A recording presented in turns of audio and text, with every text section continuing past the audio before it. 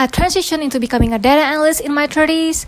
And before that, I had various interesting jobs, from store attendant to creative resource officer for a theme park. And here's the story behind each of them. My first job was as a store attendant at a small clothing store in Bandung. It was a part-time role during my last semester at uni, and honestly, the salary was quite small, but it was okay. I just wanted to keep myself busy while writing my thesis.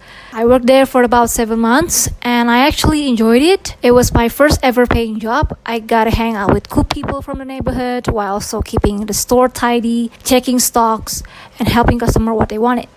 After graduating from uni, I had already secured a job as a creative for a television company in Jakarta.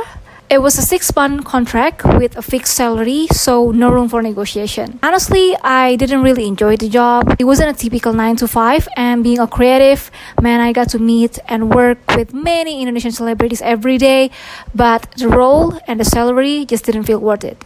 Especially since I often had to stay in the office until 9 p.m. or later, just to make sure the show passes quality control.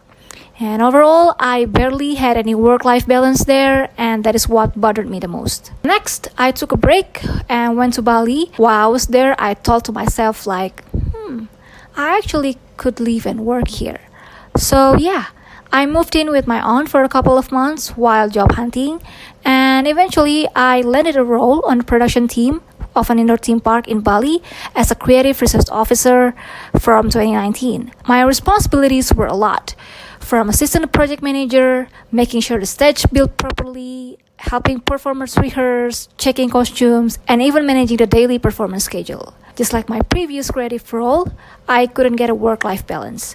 And then when the pandemic hits around March 2020, the management decided to temporarily close the theme park and send all employees home without pay. After that, I got lucky and met Dave on LinkedIn back in April 2020. I ended up working with him as a creative director for his project called Bali Out of 10, which was meant to be a channel about anything Bali, built from scratch. Fortunately, due to the pandemic and some personal issue on his side, the project had to be shut down. And even though I only worked with him for about 2 weeks, I helped him with almost everything, from branding the channel, filming a few content videos, which sadly never got posted, to even doing a bit of cold emailing to businesses in Bali. Dave was super generous though. He still paid me a really high compensation that basically kept me afloat in Bali for almost a year. Next, around that time, the job market in Bali was getting rough, especially for someone like me with a background in the entertainment industry.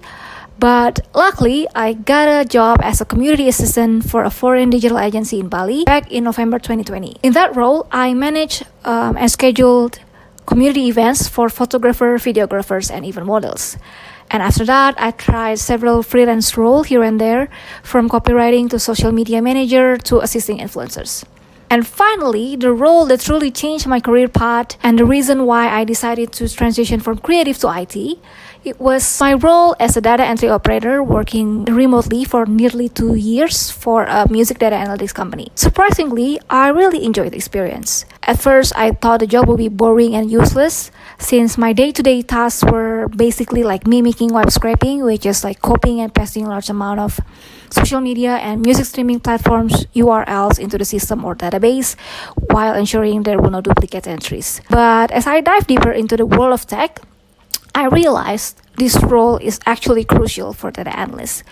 One of my former mentors from the company also inspired me to pursue data analytics more seriously. So I started taking online courses here and there and teaching myself while still working as a data entry operator. For context, this was my first job that paid me in dollars. The salary wasn't completely fair, but I definitely learned my lesson.